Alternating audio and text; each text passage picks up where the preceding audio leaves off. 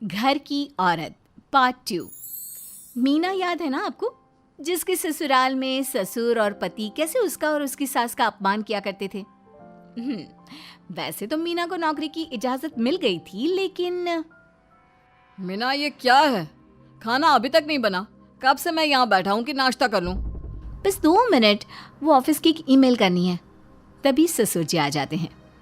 मैंने कहता था जिस दिन ये फीमेल ईमेल करने लगेगी घर नहीं चलने वाला। तभी सास हाथ में नाश्ते की प्लेट ले आती है। ये लो, सभी उपमा खाओ। गर्मा गर्म स्वादिष्ट उपमा देखकर वाह माँ जी, 2 मिनट में ये कमाल, क्या बात है। वो आता है ना रेडी टू ईट वाला पैकेट, वही बनाया है। स्वाद बता बहू कैसा है। कल तक जो बीवी पति के नाम से ही कांपती थी, बहू के आ जाने के बाद कैसे उड़ रही है, ये देखकर ससुर जी को आ जाता है गुस्सा। हाँ, पैसे तो पेड़ पर उगते हैं ना, या तेरा बाप दे जा रहा है जो बैठे बैठे पैसे खर्च कर रही है। अरे जरा शरीर चला लिया कर, वरना पता है ना जब मेरा हाथ पड़ेगा तो कैसे काम करती है तू। बहू बेटे के सामने खुद का अपमान सास बर्दाश्त नहीं कर पाती और रोती हुई कमरे में चली जाती है। क्या पापा, क्या जरूरत थी माँ से ऐसे बात करने की? सुबह से कुछ नहीं खाया है, अब जब खाना आया तो रुला दिया आपने। चलिए देखते हैं माँ कहाँ गई। मेरी जूती भी ना जाए उस पागल औरत को देखने। अरे क्या गलत काम मैंने? बस यही ना कि भाई पैसे बचाओ। अरे कमाने बाहर निकले ना तब पता चले कि कैसे हड्डी गल जाती है। बात तो सही कह रहे हैं पिताजी, माँ को तो बस पैसे उड़ाना आता है। अरे पर माँ ने तो सबके लिए नाश्ता ही बनाया था ना, कौन सा खुद के लिए गहने खरीदे थे। खैर, बहू समझ जाती है कि सारा मामला कमाई का ही है, क्योंकि सास कुछ करती नहीं, कुछ कमाती नहीं, तो ससुर जी उन पर हावी रहते हैं। फिर क्या था, अब थी बारी बहू की। माँ जी, दरवाजा खोलिए, देखिए मैं उपमा लेकर आई हूँ, गर्मा गर्म खा लेते हैं। सास कमरा खोल देती है। सामने खड़ी होती है बहू, हाथ में उपमा की प्लेट लेकर। बहू सास की सूजी आंख देखकर समझ जाती है कि मामला गड़बड़ है। वो बात पलटते हुए कहती है, माँ जी वो आपकी काली साड़ी पर काला ब्लाउज है ना, वो प्लीज मुझे दीजिए। मुझे कल ना काली साड़ी पहनी, लेकिन कोई ब्लाउज ही नहीं है। सास बहू की बात में अपना गम भूल जाती है। हाँ हाँ बहू, क्यों नहीं, वो तो मैंने अपने हाथों से डिजाइन किया था। चल अभी निकाल कर देती हूँ तुझे। सास बहू को ब्लाउज निकाल कर दे देती है। फिर अगले रोज, माँ जी आज तो ऑफिस पे कमाल ही हो गया। पता है क्या, सारी सहेलियों ने घेर लिया, पूछ रही थी ब्लाउज कहाँ से खरीदा। मैंने भी बोल दिया मेरी सास ने सिलाया, वो भी खुद डिजाइन करके। ये तो वही बात हो गई कि झोला छाप डॉक्टर की दवाई काम कर गई। अरे बहू, ये तो बस ऐसे ही बना दिया था। लेकिन माँ जी आपको पता है, ये देखिए 2 लोगों ने तो मुझे कपड़ा भी दे दिया और नाम भी, सेम टू सेम डिजाइन का ब्लाउज बना दो, और बदले में ये 2000 रुपए। हाथ में 2000 देखकर सास की तो आंखें फटी की फटी रह जाती है। अरे बहू, ये तो कमाल ही कर दिया। ये काम तो मैं कल तेरे ऑफिस जाने से पहले ही खत्म कर दूंगी। सच्ची माँ जी, कैसे इतनी जल्दी? अरे बहू, वो बस नाप है ना, उसी के आकार का काट काट कर डिजाइन ही तो देना है। ये तो मेरे बाएं हाथ का खेल है। अगले रोज बहू ऑफिस जाती है और फिर शाम को 2 ब्लाउज ले आती है। अरे बहू, क्या बात है, लेकिन इसकी डिजाइन। बहू फोन में सास को डिजाइन दिखाती है। अरे ये तो बच्चों वाला डिजाइन है, रुक अभी थोड़ी देर में ही दे देती हूँ। सास बहू को कपड़े सिल कर देती और बहू सास को रुपए। फिर एक रोज, माँ जी ये लीजिए कपड़े, लेकिन इसकी सिलाई मैंने ज्यादा ली है। तो क्या है ना, हैवी काम है तो मेहनत ज्यादा लगेगी ना आपको। अरे रहने देती बहू, मैंने कौन सी बुटीक खोली है। बहू को सास की बात में दम लगता है और वो कुछ सोचती हुई निकल जाती है। वो कमरे में बैठी होती है कि उसके ससुर की जोर जोर से चिल्लाने की आवाज आती है। फिर फिजूल खर्ची। अरे तुम्हारे जैसी बेकार नाकाम काज करने वाली औरत कब पैसे की कीमत समझेगी। क्या जरूरत थी ये मशीन खरीदने की? अरे वो मैंने EMI में ली है, आपको पता है ना कपड़े सिलने का कितना शौक है मुझे। हाँ तो क्या दर्जी बनोगी, लोगों को पकड़ पकड़ कर नाप लोगी? अरे कुछ तो शर्म करो। तभी बहू आ जाती है, उसके हाथ में चाबी होती है। माँ जी ये चाबी, मैंने चौराहे में आपके लिए बुटीक खुला है, पैसा लोन से लिया है तो काम करके आप चुका देना। और हाँ माँ जी, कल उद्घाटन है तो 11 बजे दुकान में पहुँच जाना, पूजा में आपको ही बैठना है। ये सुनकर ससुर जी आग बुबला हो जाते हैं। कहीं नहीं जाएगी ये, इस घर की औरतें बाहर नहीं निकलती। तू तो इंजीनियर है इसलिए तुझे इजाजत दे दी, लेकिन ये तेरी सास 4 अक्षर नहीं आते इसको। अरे रहने दे, क्यों पैसा बर्बाद करवा रही है। सास को डांटने की आदत ससुर जी को जो लग चुकी थी। सास बहू की ओर देखती है। तो माँ जी कल वक्त से तैयार रहना। ससुर जी आप ही तो माँ जी को कहते थे ना उन्हें पैसे की कदर नहीं है, तो अब वो खुद ही कमाने जा रही हैं।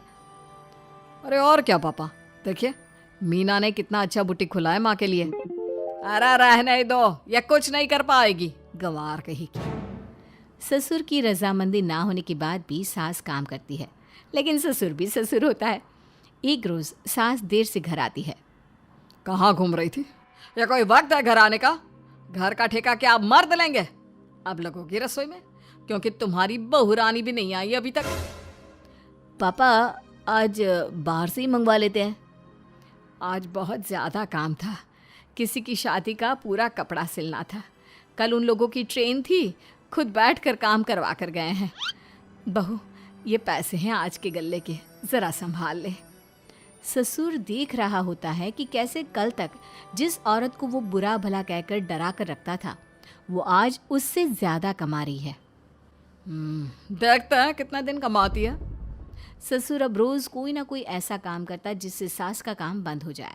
फिर एक दिन, हे भगवान 10 बज गया, बुटीक खोलने का वक्त हो गया है, लेकिन ये मेरी साड़ी, इस पर ये क्या गिर गया, पता नहीं किसने क्या डाल दिया, अब क्या करूं।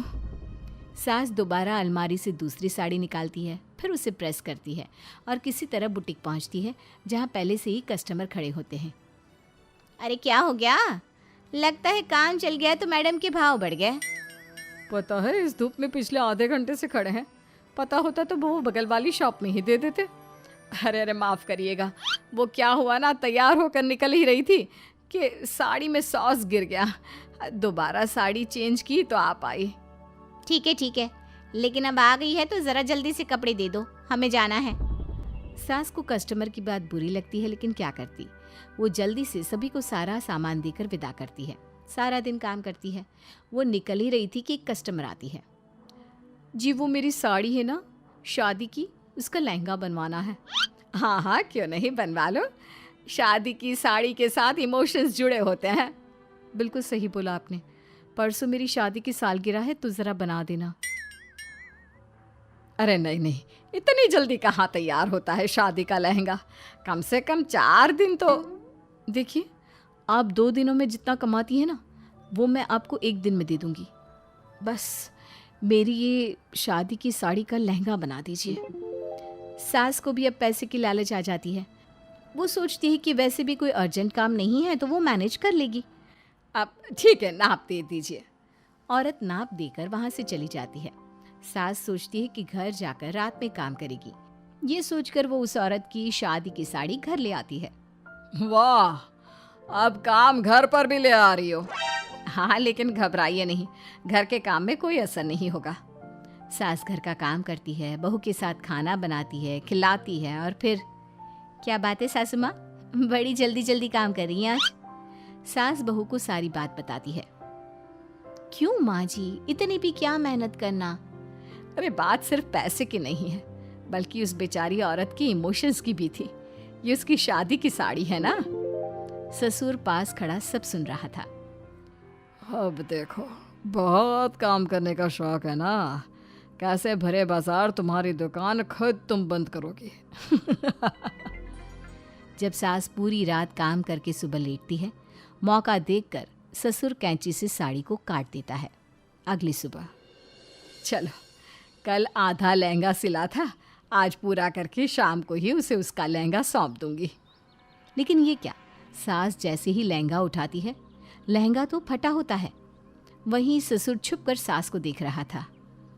हाय रे, ये किसने किया? ससुर छुप कर हंस रहा था। बहू देख लेती है और ससुर के पास जाती है। पिताजी, आपसे ऐसी छोटी हरकत की उम्मीद नहीं थी। आप खुद ही दुकान बंद करेगी। ससुर वहां से चला जाता है। सास भी वहाँ आ जाती है। वो समझ जाती है कि उसके पति ने ही साड़ी पर कैंची चलाई है। लेकिन फिर शाम को, जी वो मेरा लहंगा तैयार हो गया? हाँ जी, मैं तो कहती हूँ कि आप एक बार लहंगा पहन कर भी देख ले। औरत लहंगा पहन कर आती है और खूब खुश हो जाती है। अरे ये लहंगा है ना अंकल जी कमाल का, आंटी जी ने बनाया है, बिल्कुल लेटेस्ट डिज़ाइन। औरत सास को ढेर सारे पैसे देकर चली जाती है। लेकिन मैंने तो ये औरतों का फैशन है, कहीं से सिल दो या कहीं से काट दो, फैशन ही होता है। चलिए शाम का खाना मेरी तरफ से, आज आपका जन्मदिन है ना, रिटर्न गिफ्ट तो बनता ही है।